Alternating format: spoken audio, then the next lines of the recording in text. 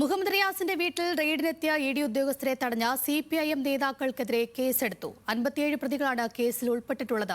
M Mehbooba, V Vaseef, A Pradeep Kumar, P Mohan ഉൾപ്പെടെയാണ് പ്രതികൾ.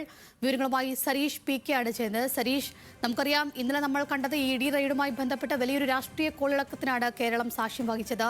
ഇന്നലെ തന്നെ ഇ ഡി ഉദ്യോഗസ്ഥർ സഞ്ചരിച്ച വാഹനം ആക്രമിച്ചവരെയൊക്കെ ഇന്നും ഇന്നലെയുമായിട്ടൊക്കെ കേസിൽ ഉൾപ്പെടുത്തി അവരെ കസ്റ്റഡിയിലെടുക്കുകയൊക്കെ ചെയ്തു. ഇപ്പോൾ ഇതാ മുഹമ്മദ് റിയാസിന്റെ വീട്ടിലെ റെയ്ഡിനെത്തിയ ഇ ഡി ഉദ്യോഗസ്ഥരെ തടഞ്ഞ CPIM നേതാക്കൾക്കെതിരെയും കേസെടുത്തിരിക്കുകയാണ്. ആർക്കെതിരെയാണ് കേസെടുത്തിരിക്കുന്നത്? തിരുവനന്തപുരത്തിന് സമാനമല്ലെങ്കിൽ പോലും ഇ ഡി ഉദ്യോഗസ്ഥരെ തടയുകയും അവരുടെ വാഹനം തകർക്കാൻ ശ്രമിക്കുകയും ഒക്കെ ചെയ്യുന്ന സംഭവം കോഴിക്കോടും ഉണ്ടായിരുന്നു. മുഹമ്മദ് റിയാസിന്റെ വീട്ടിലെ പരിശോധന നടക്കുന്നതിനിടയിൽ തന്നെ CPM പ്രവർത്തകർ ഇങ്ങോട്ടേക്ക് സംഘടിച്ചെത്തുകയും അവിടെ പ്രകടനം നടത്തുകയും വീടിന് മുന്നിൽ കുത്തിയിരുന്ന് മുദ്രാവാക്യം വിളിക്കുകയും ഒക്കെ ചെയ്തിരുന്നു. അത് പോലീസ് ഇടപെട്ട് വീട്ടിനകത്തേക്ക് കയറുന്നത് തടയുകയും ചെയ്തിരുന്നു.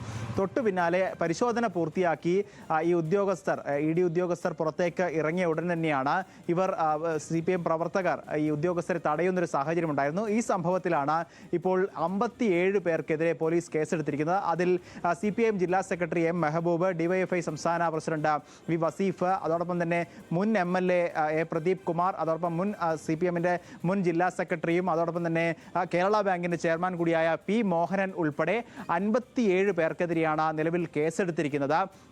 അന്യായമായി സംഘം ചേരുക, ഇ ഡി ഉദ്യോഗസ്ഥരെ തടസ്സപ്പെടുത്തുക, അവരുടെ കൃത്യനിർവഹണം തടയുക, വാഹനം തടസ്സപ്പെടുത്തി ആക്രമിക്കുക തുടങ്ങിയ വകുപ്പുകൾ ചേർത്താണ് ഇപ്പോൾ മെഡിക്കൽ കോളേജ് പോലീസ് കേസെടുത്തിരിക്കുന്നത്. നിലവിൽ ആരുടെയും അറസ്റ്റ് രേഖപ്പെടുത്തിയിട്ടില്ല എന്നുള്ളതാണ് മനസ്സിലാകുന്നത്. ഒരുപക്ഷെ FIR രജിസ്റ്റർ ചെയ്യുകയും തുടർ നടപടികൾ ഉണ്ടാവുകയും ചെയ്യുമ്പോൾ സ്വാഭാവിക നടപടി എന്ന രീതിയിൽ ഇവരുടെ അറസ്റ്റ് രേഖപ്പെടുത്തുകയും അതിന് തൊട്ടുപിന്നാലെ ജാമ്യത്തിൽ വിടാനുള്ള സാഹചര്യമാണ് ഉള്ളത്. സംസ്ഥാനത്തുടനീളം ഈ കോഴിക്കോടും അതോടൊപ്പം തന്നെ മറ്റു പല ഭാഗങ്ങളിലും പ്രകടനം നടന്നിരുന്നു. ആ പ്രകടനം നടത്തിയവർക്ക് നിലവിൽ കേസുണ്ട്. പക്ഷേ ഇപ്പോഴാണ് ഇന്നലെയാണ് ഈ സംഭവം നടക്കുന്നത്. പക്ഷേ ഇന്ന് വൈകിട്ട് മാത്രമാണ് നിലവിൽ 57 പേർക്കെതിരെ പ്രധാനപ്പെട്ട CPM നേതാക്കൾ ഉൾപ്പെടെയുള്ളവർക്കെതിരെ കേസെടുത്തിരിക്കുന്നത്. ശരി സരീഷ്, വ്യക്തമാണ്.